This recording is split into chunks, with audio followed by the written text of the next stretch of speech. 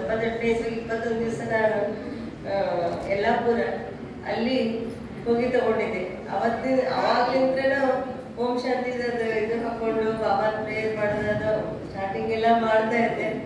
ಆಮೇಲೆ ಮದುವೆ ಸಂಸಾರ ಅನ್ಕೊಂಡು ಸ್ವಲ್ಪ ದಿವಸ ಗ್ಯಾಪ್ ಆಗಿತ್ತು. ಈಗ ಮತ್ತೆ ಮಗ ದೊಡ್ಡವಾದ್ಮೇಲೆ ಕೂಡ ನಾನು ಹೋಗ್ತಾ ಇರ್ತೀನಿ. ಯಾವಾಗ್ಲೂ ನಮಗೂ ಇದ್ರ ತರಬೇತಿ ನಡೀತಾ ಇರ್ತಾವು. ಆಮೇಲೆ ಮಮ್ಮಿನೂ ಯಾವಾಗ್ಲೂ ನನ್ ಏನಾರ ಒಂದ್ ಸಮಸ್ಯೆ ಹೇಳಿದ್ರು ಕೂಡ ಬಾಬಾ ಪ್ರೇಯರ್ ಮಾಡಿ, ನೀ ಏನು ಮಾಡೋದು ಬೇಡ, ಯಾವ್ದೂ ಎಲ್ಲಿಗೆ ಹೋಗಿ ಏನು ಕೇಳೋದು ಬೇಡ, ನೀವೊಂದು ಜಸ್ಟ್ ನಿಮ್ಮ ಮನಸ್ಸಿನಾಗ ಏನೇ ಒಂದು ಕೆಲ್ಸಕ್ಕೆ ಹೋದ್ರು, ನಿನ್ ಮಗದ ಏನೇ ಒಂದು ಕೆಲಸ ಇದ್ರು ನೀವು ಬಾಬಾನ ಒಂದು ಪ್ರೇಯರ್ ಮಾಡ್ಕೊಂಡ್ಬಿಡ್ರೆ ಅದ ಪ್ರೇಯರ್ ಆಗ್ತಾ ಅದೇ ರೀತಿ ಮಾಡ್ತಾ ಇದೀವಿ.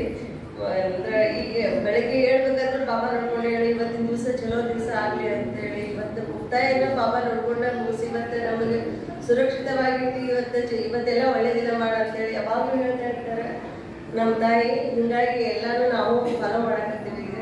ಈಗ ನನ್ನ ನೌಕರಿ ಒಳಗೂ ಆಯ್ತು, ನನ್ನ ಮಗನ ಜೀವನದಾಗ ಆಯ್ತು, ನನ್ನ ಜೀವನದಲ್ಲೂ ಆಯ್ತು. ಬಾಬಾನ ಒಂದು ಆಶೀರ್ವಾದದಿಂದ ನಾವೆಲ್ಲ ಸಂತೋಷ ಆಯ್ತು.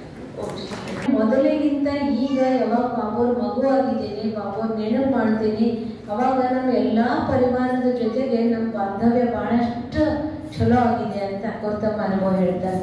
ಅಂದ್ರೆ ಇದರಿಂದ ಎಷ್ಟೆಷ್ಟು ನಾವು ಪರಮಾತ್ಮನನ್ನ ನೆನಪು ಮಾಡ್ತೀವಿ, ಆಗ ನಮ್ಮ ಸಂಬಂಧಗಳಲ್ಲಿ ಸೌಹಾರ್ದತೆ ಬರ್ತದೆ, ಆಮೇಲೆ ಶಾಂತಿ, ಪ್ರೀತಿ, ಖುಷಿ ಹೆಚ್ಚಾಗ್ತದೆ.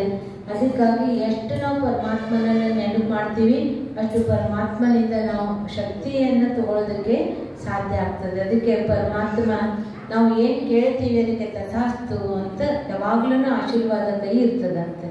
ಆದ್ರೆ ನಾವು ಕೇಳಿರೋದಿಲ್ಲ ಅಷ್ಟೇ, ಕೇಳಾರ್ದ ಏನು ಮಾಡ್ತೀವಿ, ಈರ್ಷ್ಯ, ದ್ವೇಷ, ತಿರಸ್ಕಾರ ಇಂಥವುಗಳಲ್ಲಿ ಬಂದೀವಿ ಅಂತಂದ್ರೆ ಅದನ್ನೇ ಅನುಭವ ಮಾಡ್ತೀವಿ.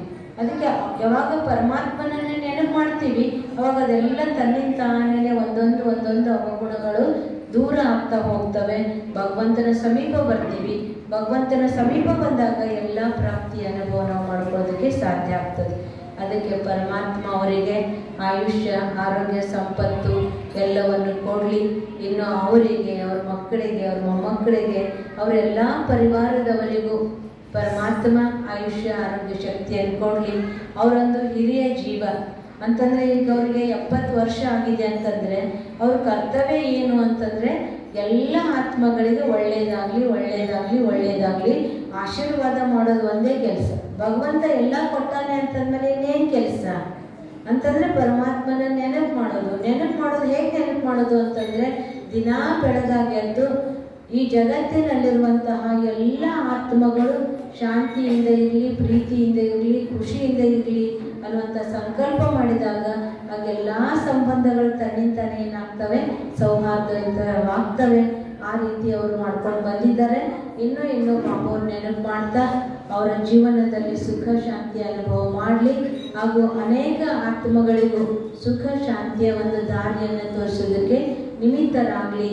ಆ ಶಕ್ತಿಯನ್ನು ಭಗವಂತ ಅವರಿಗೆ ಕೊಡಲಿ ಅಂತ ನಾನು ಪರಮಾತ್ಮನಲ್ಲಿ ತಮ್ಮೆಲ್ಲರ ಪ್ರತಿಯಾಗಿ ಕೇಳ್ಕೊಳ್ತೀನಿ.